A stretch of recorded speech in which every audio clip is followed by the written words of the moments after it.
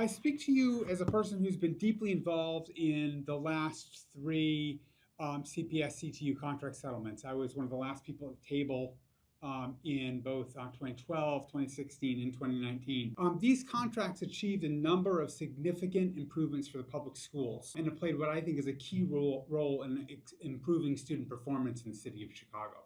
All of the things which we achieved in the schools have happened despite a dominant narrative at the time, that many of those improvements were impossible because of financial constraints faced by the schools in the city.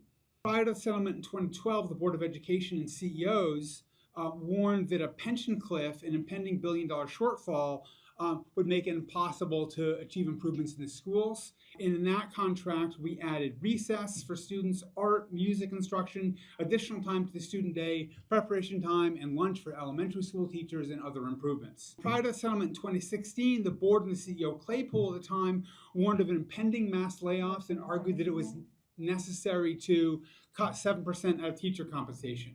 We didn't make that cut, but we did expand counseling and created a cap on runaway charter expansion. Similarly, in 19, the board and the mayor argued that there were certain commitments that we could not make, but we wound up limiting class size, providing an increase in clinical services. I want to argue that the narrative that we cannot borrow to land this contract is just the latest installment of a narrative that we've heard every single contract settlement. It's not a useful narrative, and it's not useful because it's not true. The Board of Education should vote yes on the budget amendment, please. That's necessary for improving our schools and locking improvements for the future.